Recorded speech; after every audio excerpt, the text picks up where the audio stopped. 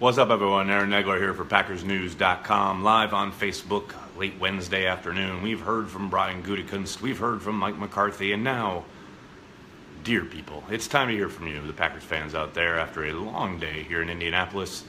A whole lot of Brian Gutekunst and Mike McCarthy. It began with the new general manager taking the podium, 11 o'clock this morning, and then the local beat guys and gals got to sit for lunch with Brian Gutekunst and Mike McCarthy, and then Mike McCarthy took the podium. So it's been a lot of talking from the two new head of the Packers, new, I guess, relative term there, but they spoke a lot on their feelings about free agency, about the draft. Obviously wouldn't get into any specifics about anything, but the word aggressive sure seems to be the watchword, whether it comes to free agency, rebuilding the offensive playbook. That word pops up again and again while talking with these guys. So I think Packer fans, well, I don't think it's going to be an all-out assault or shock to the system, so to speak. I do think enough hints have been dropped here that, especially from McCarthy, about Brian Gutekunst's approach to free agency. He referenced several times how different it was to what they were used to. Obviously, Ted Thompson sat out a lot of free agency, so it's not difficult to be different, but it sure feels different between the two of them. We need another Butler. Well, Eric, I think a lot of teams could use a Leroy Butler, no doubt. Orlando checking in. What's up, Matthew? Jeff Smith, hello. Thanks for checking in. I don't normally type in caps, but Ed Drusher, that's how bad they need one. I feel you. They definitely need somebody who can be disruptive. I'll give you that. Muhammad Wilkerson to the line. You got to say it's a possibility because he has a history with Mike Pettin, but he really petered out there in New York. Any kind of reclamation project, I guess you'd say, would have to be team friendly, and I'm not so sure Wilkerson's ready to take an incentive-laden deal, which I think was what he would have to do. But the raw talent is still there. It's just a question of can they trust him, because he really fell hard in New York. Kyle, what's up? Thanks for joining us, man. Good to see some newsworthy stuff happening. Yeah, I don't know how truly newsworthy a lot of it is. Like I said, they don't really get into many specifics, so a lot of it is reading between the lines. But McCarthy did go on pretty extensively at lunch today about the rebuilding of the playbook and how having Joe Philbin back in the building has kind of revitalized him and the entire offensive staff. And on the defensive side, Pettin, I asked them about the idea of looking at what Pettin's done in the past, whether it was in New York with the Jets or in Buffalo as a coordinator, and wondering if they're watching that tape and saying, okay, we need to get those type of guys. And McCarthy said it was the exact opposite. And Gutekunst chimed in as well that it's much more about player personnel finding talented guys, telling them why they're excited about them, and then McCarthy and Pettin using them in their program. I think that's a way of thinking that maybe not a lot of fans, certainly I don't think the media, I don't think people really kind of look at it that way. I think a lot of people look at it as, X's and O's, you've got these positions and you've got to fill them. I've been having conversations with people on Twitter all day today about, we need this or we need that. I don't see the Packers seeing it that way.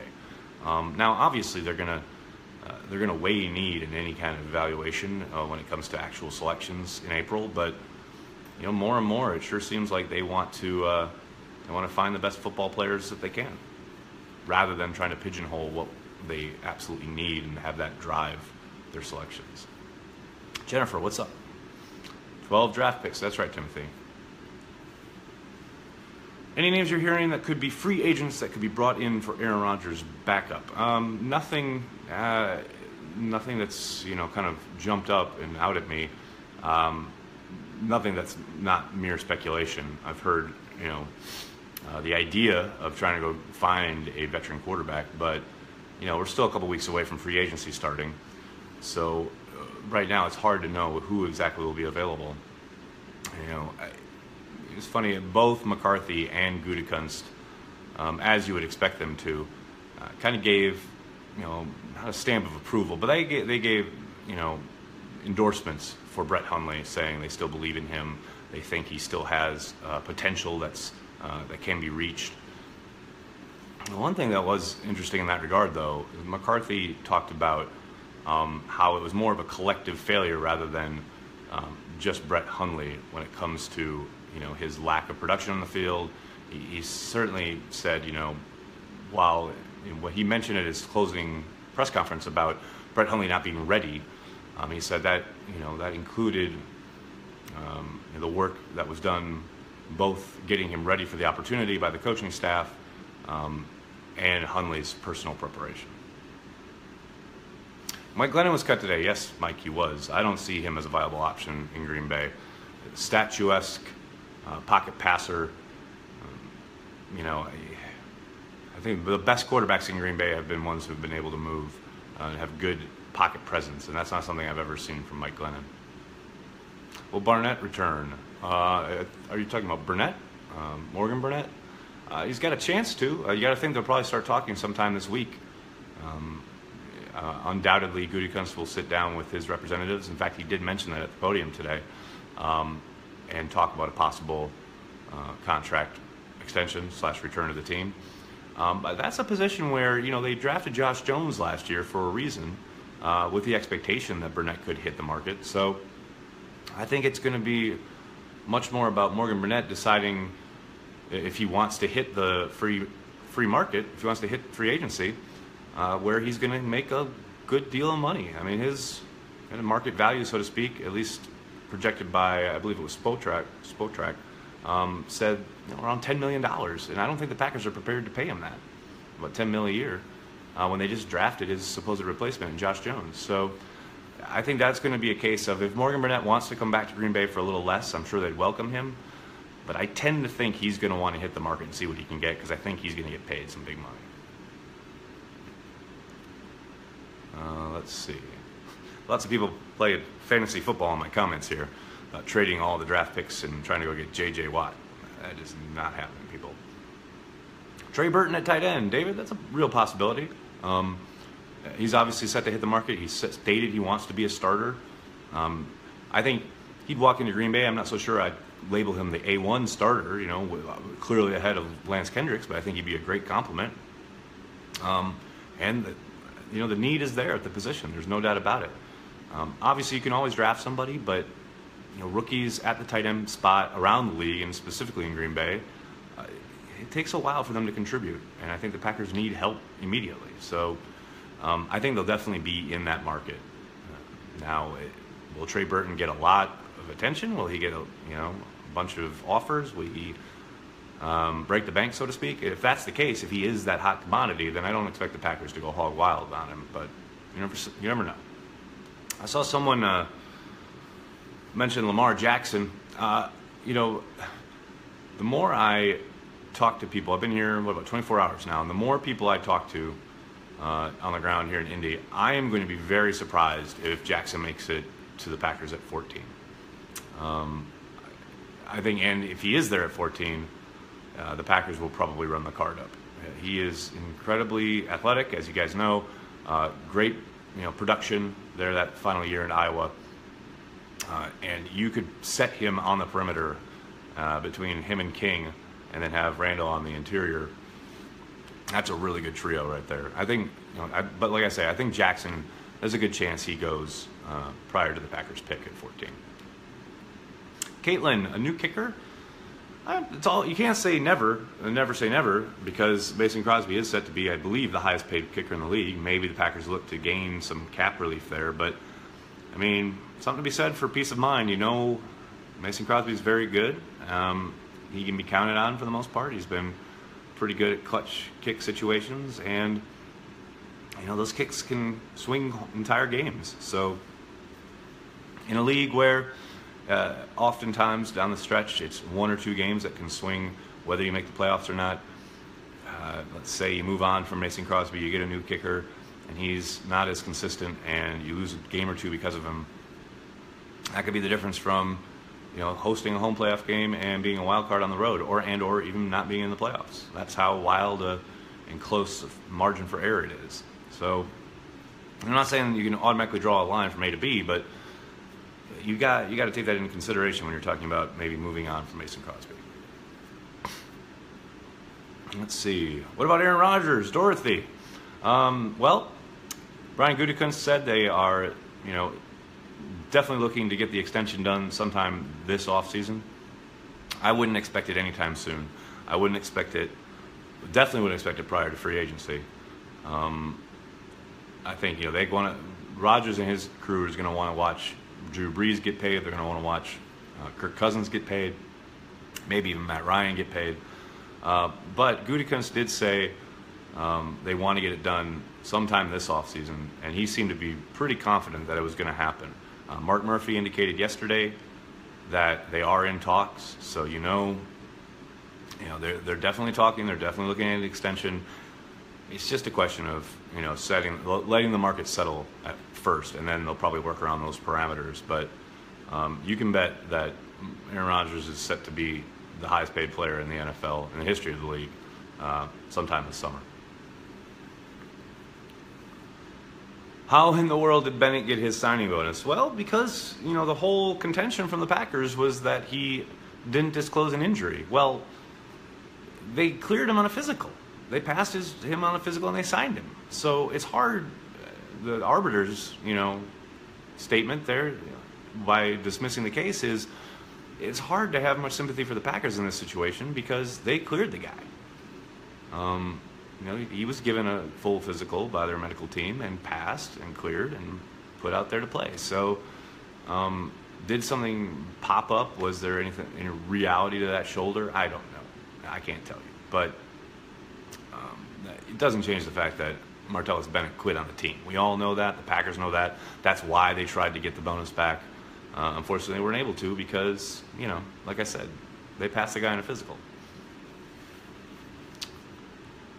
Ha! To Mario. Colin Cowherd is a rat-faced troll. You guys let Colin Cowherd rile you up way too much. Life's too short to care what he says, man.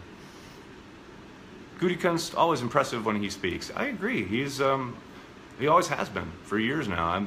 Someone this offseason, when his name was in consideration, pulled up a tweet that I put out there, I think 2014, saying that he was going to be a GM someday.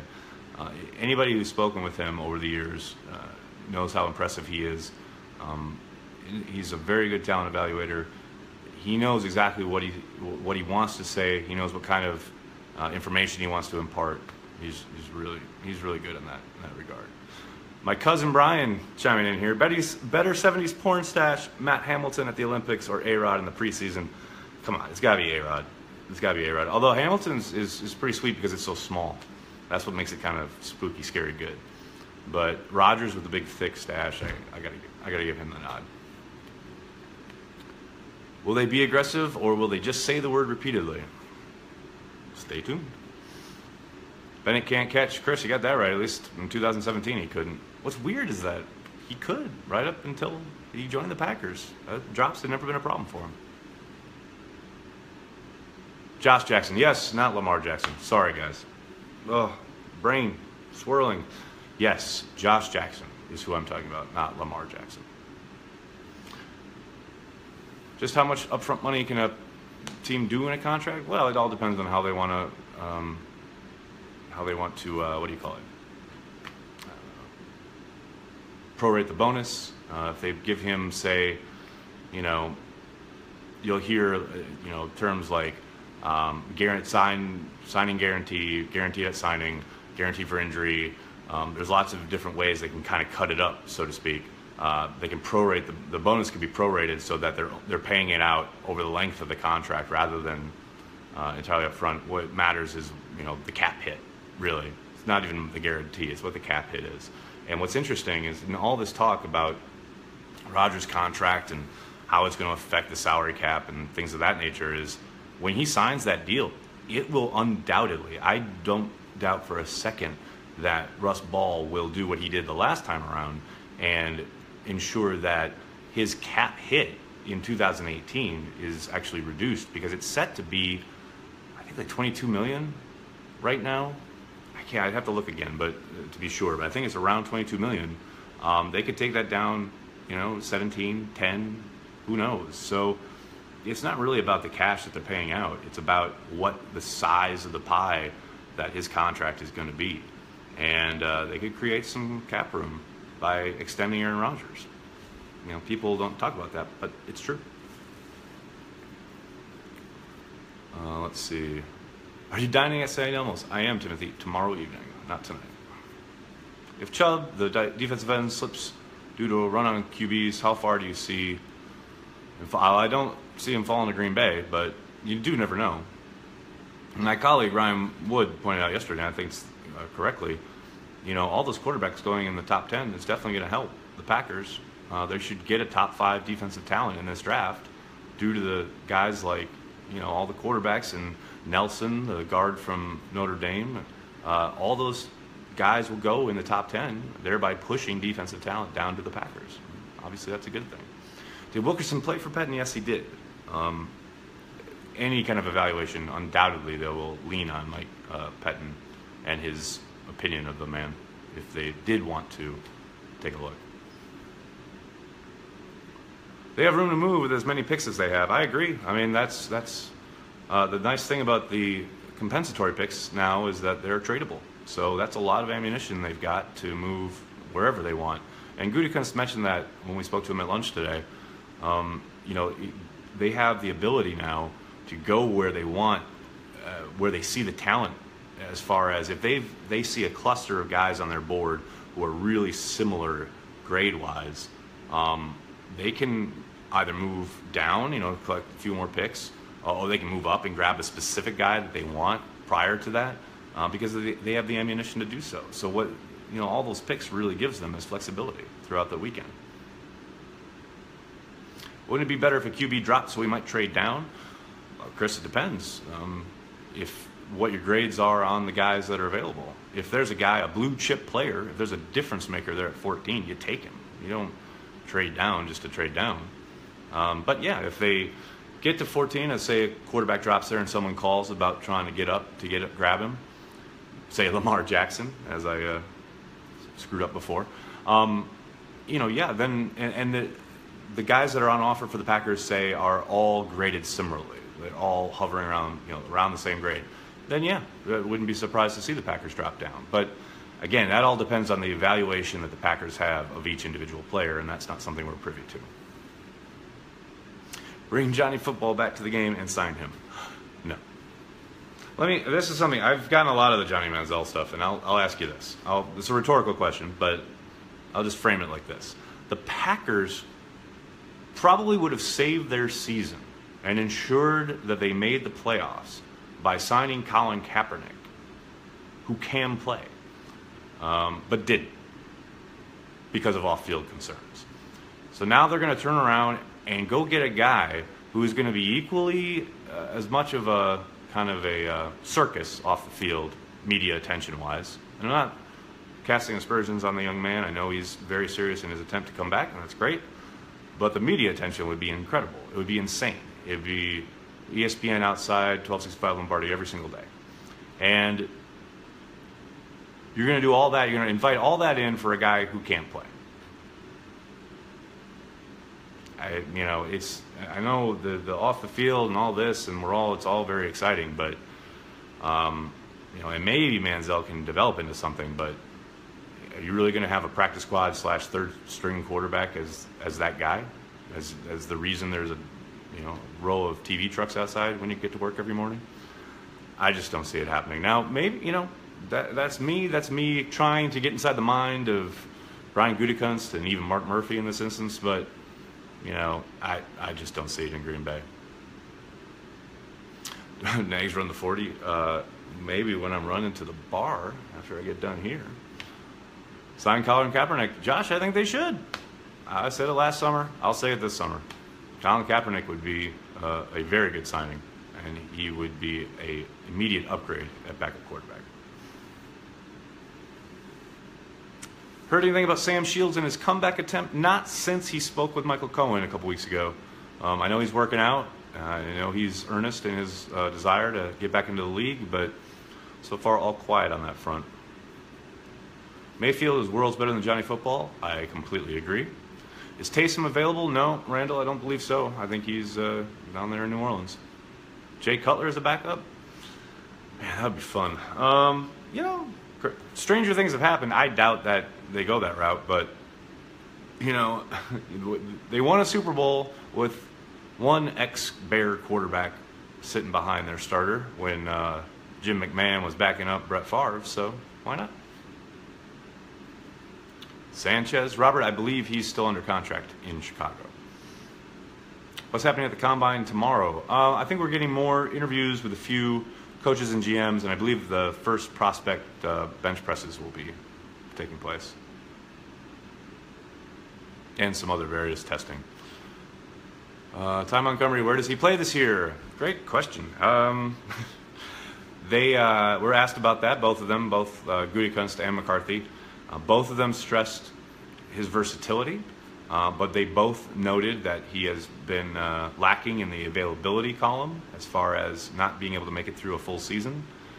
But Mike McCarthy did say he is a running back, and he will remain at running back. Now, I don't think he's going to threaten Williams and Jones seriously as an early down back. I believe his value will come on third downs, passing downs, as kind of a mix and match kind of scheme friendly running back out of the backfield. I don't believe he'll be the every down back we saw at the beginning of last year. Now, that's just a guess.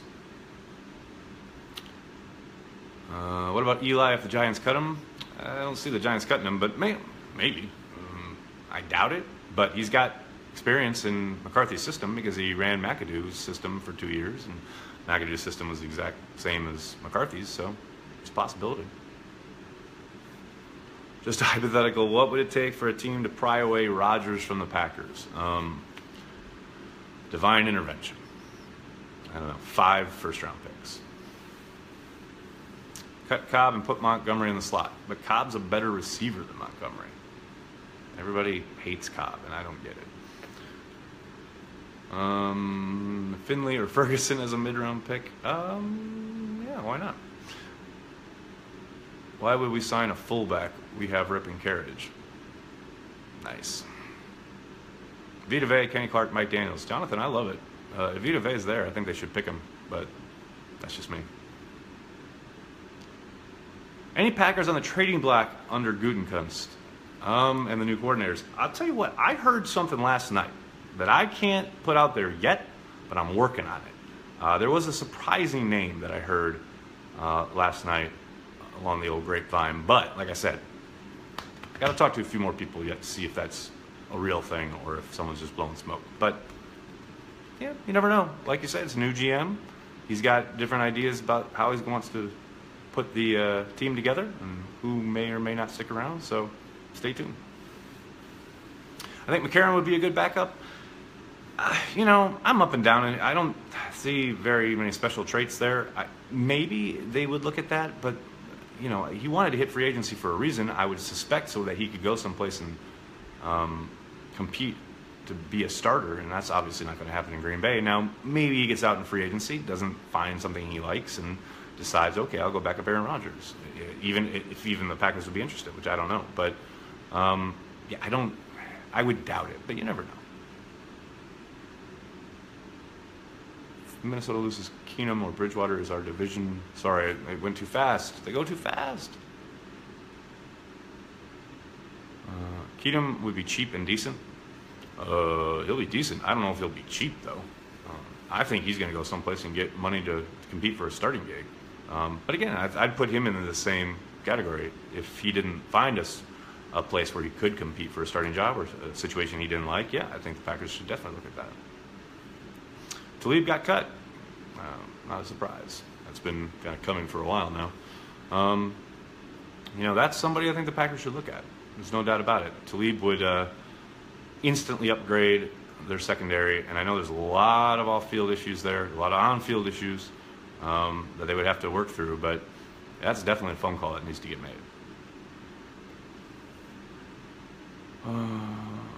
If we did get a different backup quarterback, where would Hundley go, number 3, or released? Well, it all depends. And I don't think it's automatic that if they go and get someone that Hundley is automatically demoted. I think it would be much more about the competition at quarterback and seeing who, having a battle, so to speak, throughout the off season and through the summer and through the training camp. And then if someone beat him out, then I would suspect probably they release him.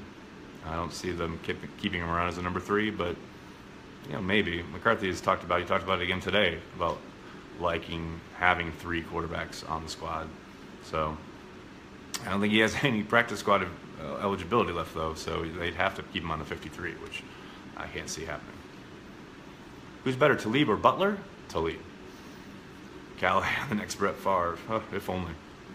Troy from Mogali for tight end. Well, we'll see him here in a couple days. I really like the kid. I think he'll be a day 3 pick, and I think he would be a great kind of addition to the Packers. I don't think he's going to be a world beater. I don't think he's going to be a monster game changer by any means, but I think he could definitely help the Packers.